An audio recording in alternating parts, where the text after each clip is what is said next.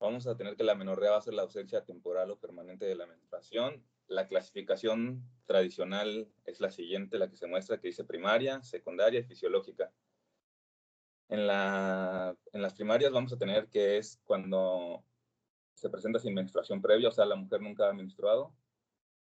Esta se clasifica, o sea, se puede tomar de dos maneras. Cuando la mujer ya tiene 14 años y no ha menstruado y además no presenta desarrollo puberal.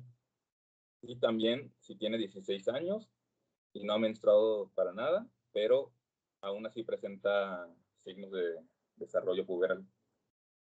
Y la secundaria, que va a ser la interrupción de la menstruación. Es decir, que después de la menarquía, la mujer ha dejado de menstruar por un tiempo equivalente, ya sea a 3 ciclos previos, si es regular, o a 6 meses, si era irregular. Y también tenemos la amenorrea fisiológica. Como sabemos, la amenorrea es normal antes de la pubertad, durante el embarazo, la lactancia y después de la menopausia.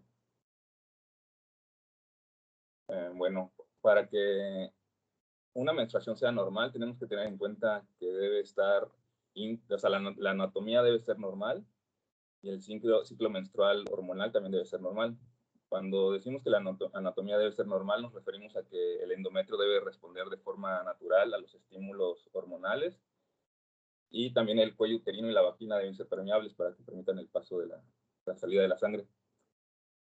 Y cuando decimos que el ciclo menstrual debe ser normal, nos referimos a que el eje hipotálamo, hipófisis, ovario debe estar íntegro y funcional.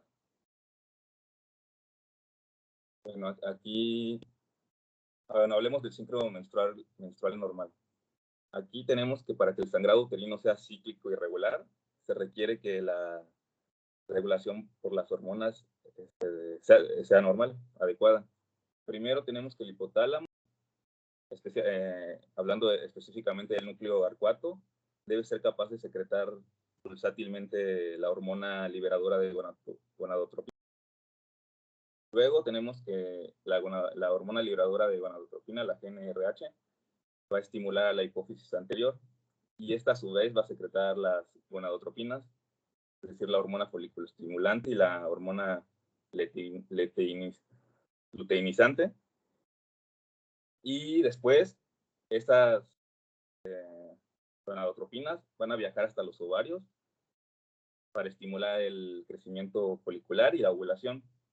Entonces vamos a tener que cuando las gonadotropinas llegan al ovario, la hormona foliculoestimulante va a actuar en la fase folicular, permitiendo la secreción de estrógenos a nivel de la granulosa. Y la LH va a actuar más en la fase lútea, produciendo la ovulación, y después ya sabemos que se va a formar el cuerpo lúteo y va a secretar la progesterona. Entonces vamos a tener que el estrógeno va a actuar en la fase proliferativa y la progesterona en la fase secretora.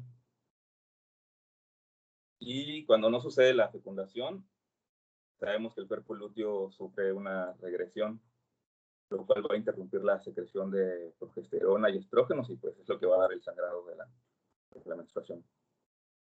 Bueno, y la inhibina, me faltó de mencionar la inhibina, que va a ser bueno, es un péptido que bloquea la secreción de la FSH y es producido igual por el cuerpo lúteo.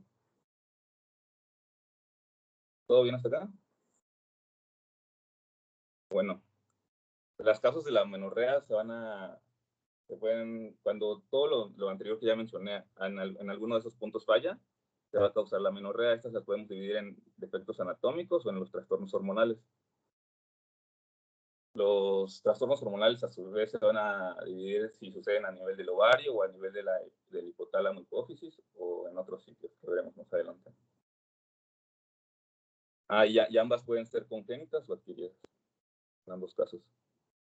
Empezando con las causas anatómicas, vamos a tener a las congénitas y adquiridas. Las congénitas a su vez se dividen en las obstructivas y las de oragenesia de los conductos de Müller. En las obstructivas vamos a tener al himen interforado, al tabique vaginal, a la atresia vaginal y a la aglutinación de los labios mayores. En el himen En perforado vamos a tener que la mujer no ha, es cuando se presenta una mujer que nunca ha menstruado, pero presenta dolores cada ciclo menstrual.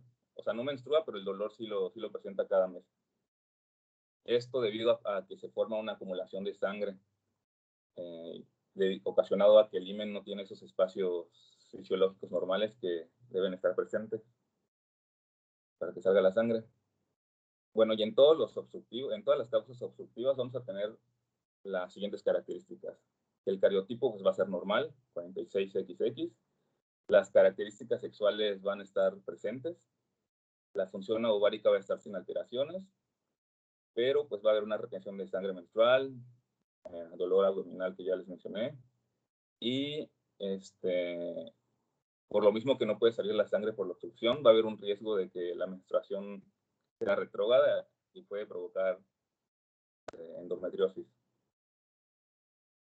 Pasando a la causa de agenesia de los conductos de Müller, tenemos que es la segunda causa de amenorrea primaria, la segunda más común. La primera es el síndrome de Turner, esta es la segunda, y vamos a tener que se divide en incompleta o completa, dependiendo qué tan poco desarrollados estén esas estructuras. La patología se va a deber a que hay una falta de canalización de las estructuras mullerianas, que son el útero y el tercio superior de la vagina, y esas estructuras no se desarrollan, por lo que va a haber una atresia del útero y de la vagina, o de la vagina.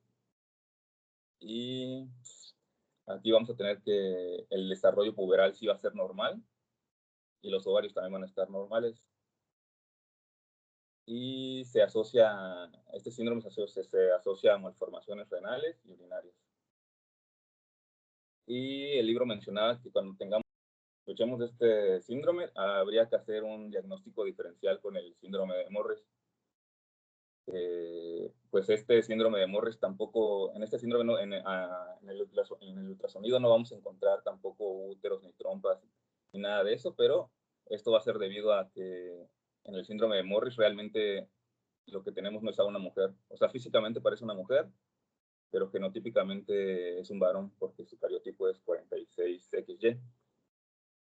Y el síndrome de Morris se va a deber a otra cuestión, se va a deber a que el receptor androgénico está dañado y la testosterona pues no puede actuar. Por eso la mujer el varón va a presentar fenotipo de mujer y no va a tener útero ni trompas. Y pasando a las causas a las adquiridas, vamos a tener que van a haber dos estenosis del cuello uterino y el síndrome de Asherman. La estenosis del cuello uterino se va a deber a legrados, a colonización cervical, a ablación electroquirúrgica, a infecciones o neoplasias. Y puede cursar con amenorrea o hemorragia normal o dismenorrea y esterilidad. Mientras que el síndrome de Asherman va a ser un síndrome en el que la capa basal del endometrio está destruida, por lo que va a haber presencia de sinequias uterinas, es decir, adherencias y tejido cicatrizal, secundarias a lo siguiente, a legrados, a cirugías uterinas, a infecciones como puede ser una endometritis por tuberculosis o a abortos recurrentes. Y sería todo. Bueno, acá hay una imagen, si la logran ver, en donde se agrupa todas las causas anatómicas que ya mencioné. Tenemos a la agenesia de los conductos de Müller, que es todo lo que aparece dentro del cuadrito punteado, en el que, pues, como no va a haber esta embriogénesis normal de los conductos, tampoco va a haber el origen de las trompas y del útero, como ya mencioné, va a estar comprometido, y también el tercio superior de la vagina, que también va a estar afectado. Y pues todos los que ya mencioné, las adherencias intrauterinas, el tabique vaginal transverso, y bien perforado, y la fusión de los labios. Aquí ya terminamos con los defectos anatómicos. Voy a pasar a los trastornos endocrinos que pueden ocasionar amenorrea. ¿Hasta aquí todo bien, doctora? ¿Sí me escuchan, verdad? Sí, te Sí, escuchamos. sí se escucha. Gracias. Bueno, pasando a los trastornos endocrinos, vamos a tener al primero, al hipogonadismo, al hipogonadismo hipergonadotrófico, que también se llama insuficiencia ovárica prematura, en el que va a haber una pérdida de los ovocitos y células del sostén antes de los 40 años. Y como su nombre lo dice, este trastorno se va a deber a un hipogonadismo, es decir, a que la función ovárica va a estar reducida o ausente. Y también va a haber hipergonadotropismo, que va a hacer que, o sea, nos referimos a que las gonadotropinas, es decir, la LH y la FSH, van a estar elevadas porque van a estar tratando de estimular a los ovarios, pero pues los ovarios están dañados. El diagnóstico se hace al medir la FSH, y si esta es mayor a 40 miliunidades por mililitro, en 2 ocasiones a un intervalo de un mes, podemos decir que se trata de un hipogonadismo hipergonadotrófico. Y tenemos que la incidencia es de 1 en cada 1000 mujeres antes de los 30 años y de 1 en cada 100 mujeres antes de los 40. Pasando a...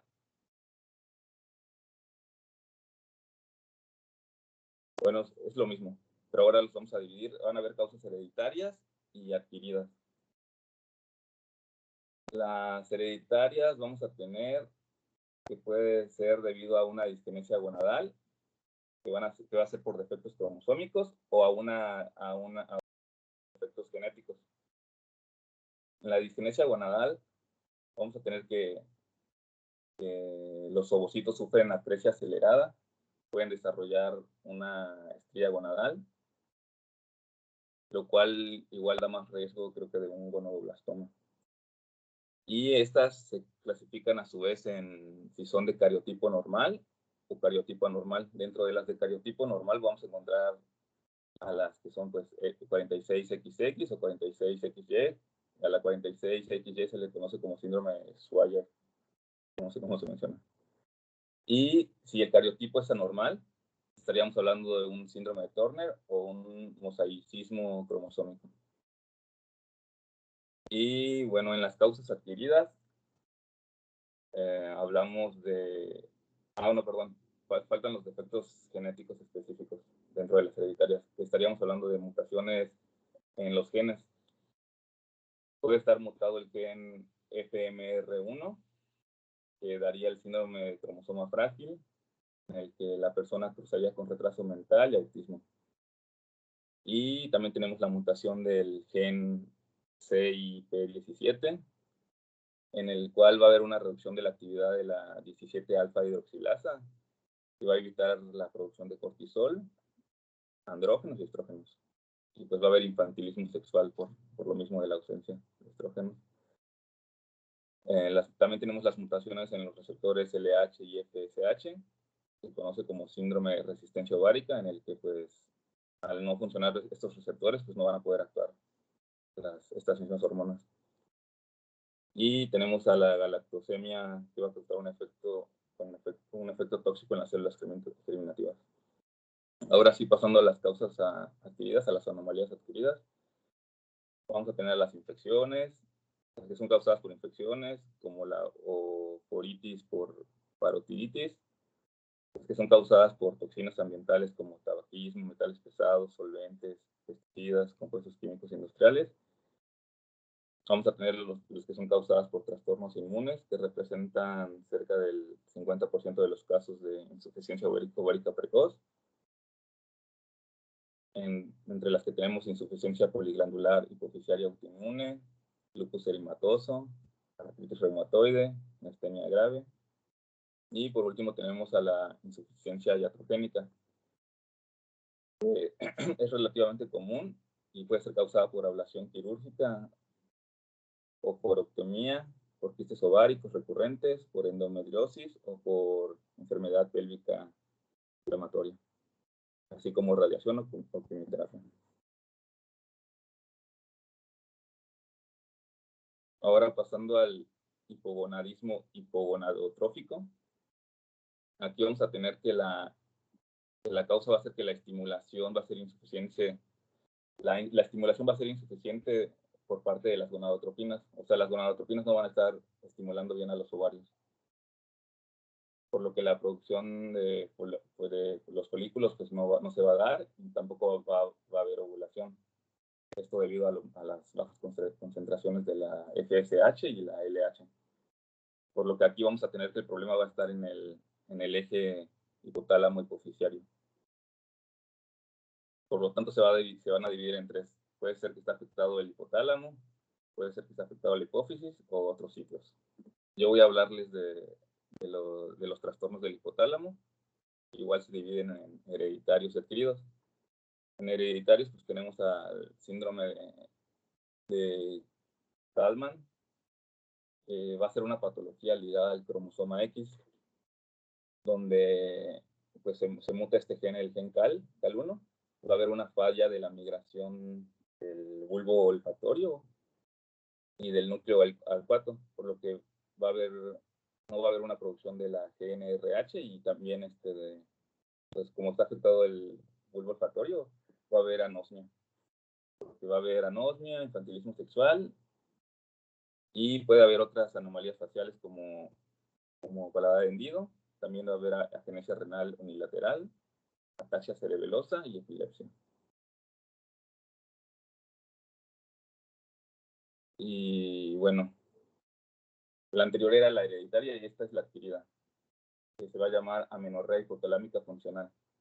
Esta se va a deber, o sea, la deficiencia de las gonadotropinas va a ser secundaria a un trastorno funcional del hipotálamo, que se puede deber a tres trastornos, a trastornos alimenticios como la anorexia nerviosa y la bulimia, a ejercicio vigoroso, excesivo, se da cuando las personas realizan actividades en las que se pierde mucha grasa, y el libro mencionaba que en las niñas que entrenan antes de la menarquia, a menudo esto retrasa la pubertad. Y también mencionaba que el índice de masa corporal necesario para ovular es de mayor a 19.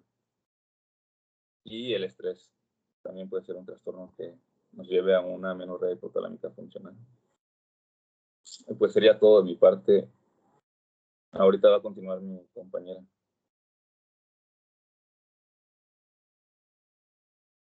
Ahorita comparto el de mi compañera.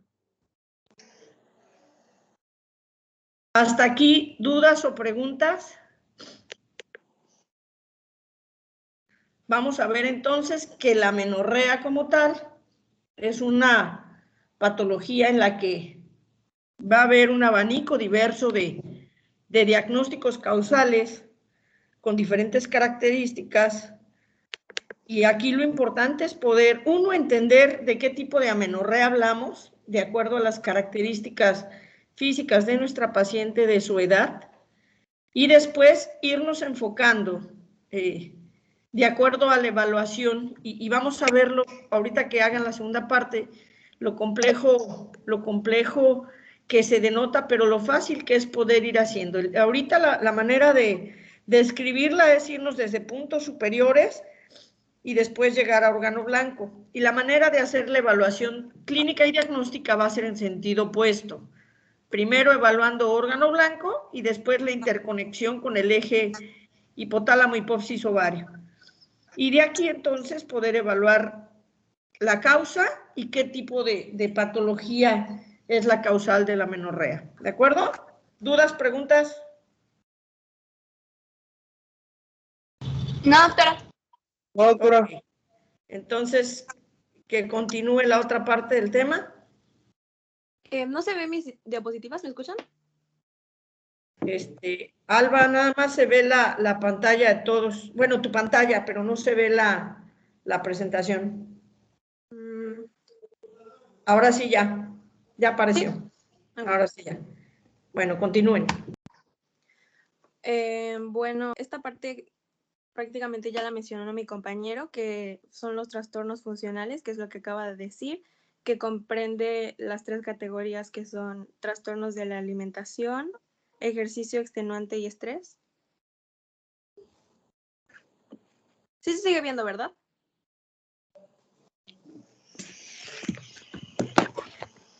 ¿Me escuchan? Sí, sí, sí. Ok, perdón. Bueno, entonces, podría decirse que en momentos de inanición o de tensión emocional, el cuerpo va a utilizar esto como un mecanismo para que se prevenga el embarazo cuando hay recursos insuficientes para tener un hijo, ¿no? Y bueno, se pueden relacionar entre sí, ya que, por ejemplo, los trastornos de alimentación, esas mujeres también pueden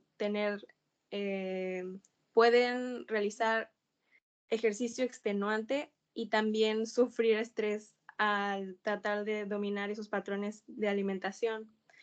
Y bueno, en el recuadro vamos a observar cómo actúan estos 3 mecanismos, donde los 3 van a alterar la liberación pulsátil de la hormona liberadora de corticotropina, las concentraciones de LH y FSH, y esto va a causar la amenorrea. Después tenemos la pseudociesis o embarazo psicológico, y esto es poco común y debe ser descartado en cualquier mujer con amenorrea y síntomas de embarazo. Se refiere a pacientes que creen estar embarazadas y manifiestan varios signos y síntomas, incluyendo la amenorrea, y pues estas pacientes van a presentar prolactina sérica aumentada con galactorrea y también reducción de la somatostatina. Algunas de estas pacientes van a coincidir con el antecedente de haber tenido un aborto reciente o la pérdida de un hijo. Y la depresión que acompaña a estos problemas casi siempre va a requerir de tratamiento psiquiátrico y con frecuencia puede exacerbarse al informarle a la paciente que no está embarazada. Cualquier proceso que destruya el hipotálamo va a alterar la secreción de GnRH y esto va a provocar hipogonadismo, hipogonadotrópico y amenorrea.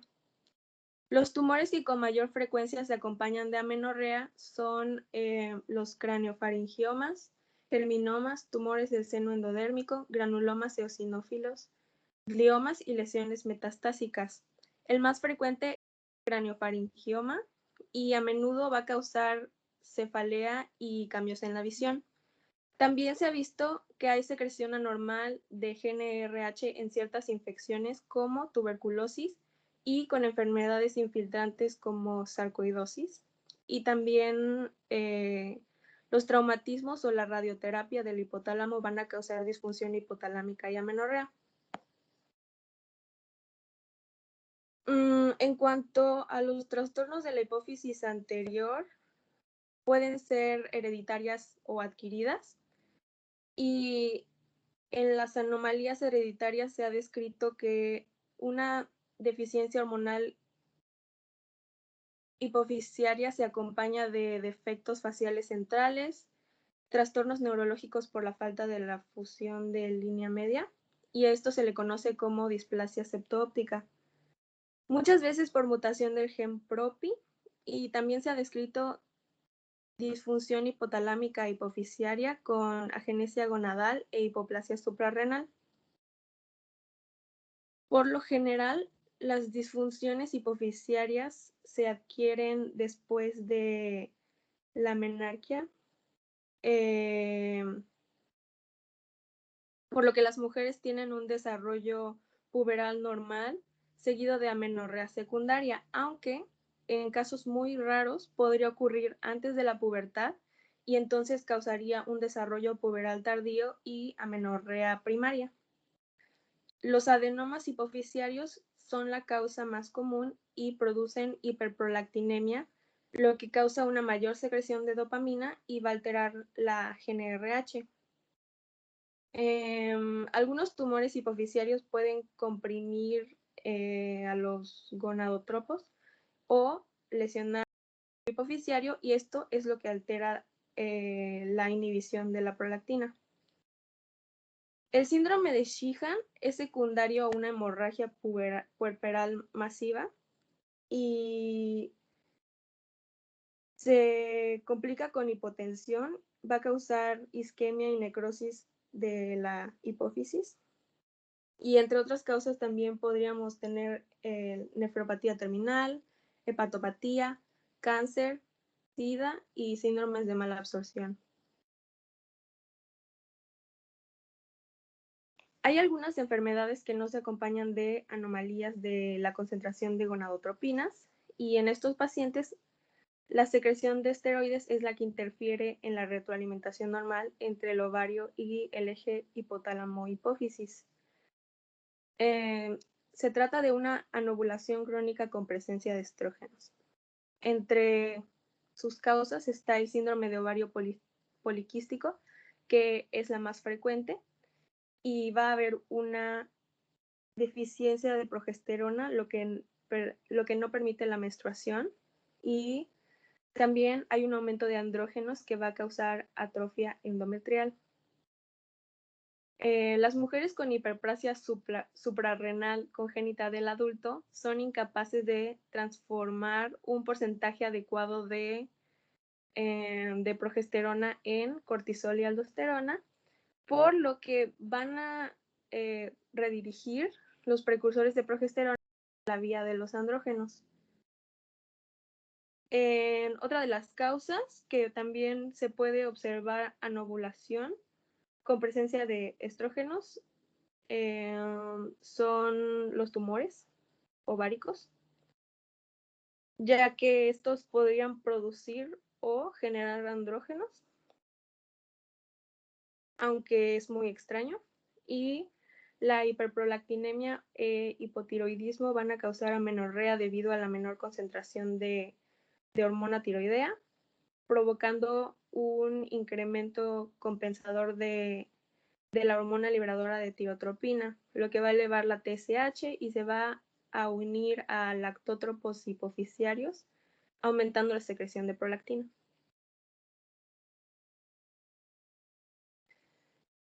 Para la valoración, se debe de iniciar el interrogatorio con el inicio y la evolución de la pubertad.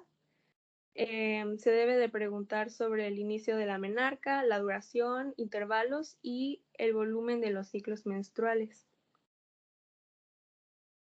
También es importante definir cuándo se dio ese cambio del patrón y si fue repentino o se dio de forma gradual. También hay que averiguar si la menorrea se correlaciona con alguna infección pélvica, una intervención quirúrgica, radioterapia, quimioterapia u otra enfermedad. También es muy útil hacer una revisión de la sintomatología, porque, por ejemplo, si hay presencia de cefaleas o cambios visuales, esto nos puede guiar a un adenoma de hipófisis o, por ejemplo, si hay secreción mamaria bilateral, sospechar hiperprolactinemia, la intolerancia al frío o al calor, si vemos también cambios en el peso corporal y trastornos del sueño, nos puede guiar a hipotiroidismo. También hay que indagar sobre los antecedentes familiares de menopausia precoz y también enfermedades autoinmunes y si hubo exposición a toxinas ambientales, incluyendo el tabaquismo y la administración de medicamentos, sobre todo en aquellos medicamentos que aumentan la concentración de prolactina, como los antipsicóticos. En la exploración física hay que valorar el aspecto general, el índice de masa corporal, si tiene signos de síndrome de Turner, al examinar la piel, ver si hay acantosis nigricans, hirsutismo o acné, hipertrofia tiroidea, si hay galactorrea bilateral, y cuando se exploren los genitales debe comenzar observando el vello púbico. También se debe revisar si hay clitoromegalia, revisar el aspecto, el color, la producción de moco cervicouterino, etc. Y también revisar todo el vello corporal. Como cualquier enfermedad, las pruebas van a depender de la historia clínica y la exploración física. En toda mujer en edad fértil con amenorrea se debe descartar la posibilidad de que haya un embarazo, por lo que se debe de medir las concentraciones séricas y urinarias de gonadotropina. También tenemos que la prueba de supresión de progesterona va a consistir en provocar una hemorragia por supresión unos cuantos días después de dar el tratamiento. Y si hay presencia de sangrado, esto va a inferir que la mujer produce estrógenos, que el endometrio está bien, está íntegro y que el aparato reproductor es permeable. Y si encontramos ausencia de hemorragia, entonces se van a administrar los estrógenos y después progesterona, y ya si no hay salida de sangre, se va a diagnosticar una anomalía anatómica. También se puede pedir la medición de FSH, prolactina, TSH, etc. Y pues considerar si se va a realizar una resonancia magnética o una tomografía, ecografía, una histerosalpingografía, etc. O, en todo caso, también un análisis cromosómico.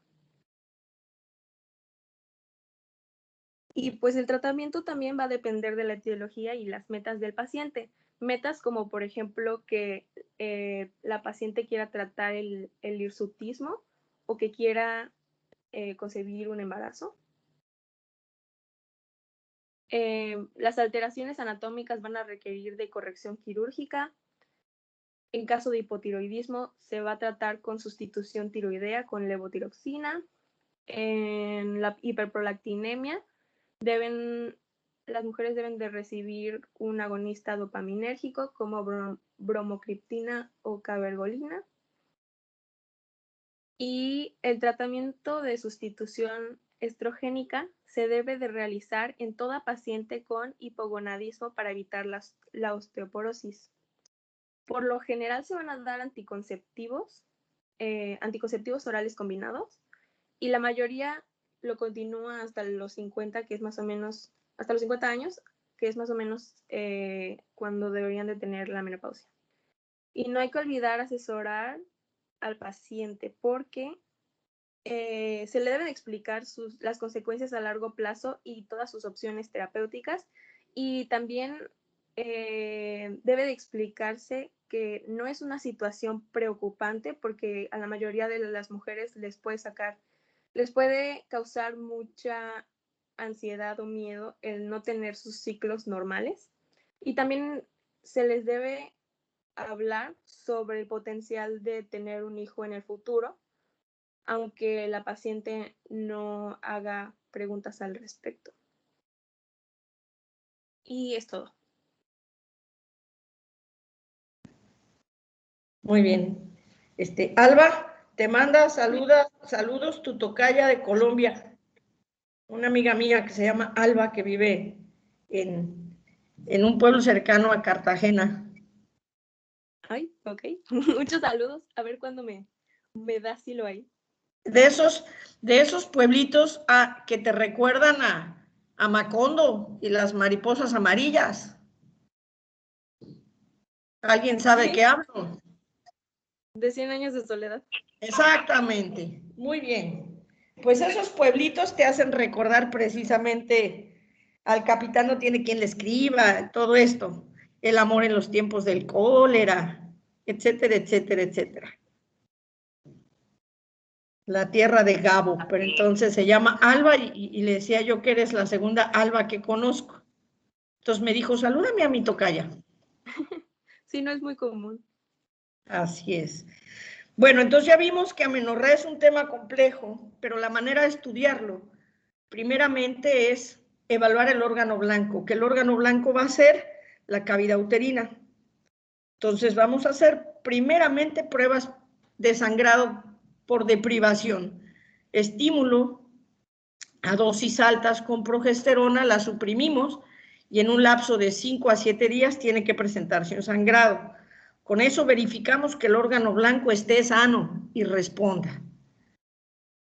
Si no responde, entonces tendríamos que sospechar algún tipo de infantilismo, algún tipo de daño estructural, y ya nos iremos a todas esas áreas de malformación o tumoraciones a nivel, ya sea malformaciones a nivel uterino, locales, desde un himen imperforado, que sea lo más sencillo, hasta tabiques completos, cualquier tipo de alteración mulleriana. Y si no es eso, nos iríamos a niveles superiores, descartar primeramente síndromes o tumoraciones a nivel de hipófisis o hipotálamo, ¿no? Estímulo en factores primarios. Si responde, nos iríamos primeramente, después de la prueba de sangrado, a evaluar ovario. Y entonces ahí podríamos ver niveles de andrógenos, de hidroandrostenediona, de hidroepiandrostenediona sulfato, 17-hidroxiprogesterona, etcétera, etcétera. Todos los intermediarios de la esteroidogénesis. Después de ahí, evaluar respuesta, hipófisis, ovario-hipófisis, porque esa es la retroalimentación negativa o positiva que tenemos para poder evaluar en todos niveles superiores. Entonces, vemos cómo dentro de toda la gama y el abanico de diagnósticos, que sí es complejo, porque hablar de amenorrea es endocrino ginecología y es muy compleja, la manera fácil de poder ver por dónde vamos a empezar a buscar y ir descartando es órgano blanco, ovario y después el eje. ¿De acuerdo?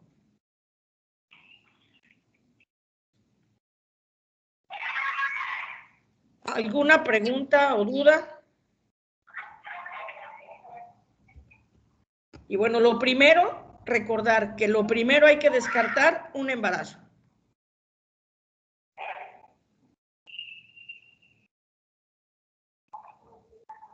¿Preguntas o dudas? No, doctora, todo claro. Ok. Ok, entonces nos vemos a las 4 de la tarde, ¿va?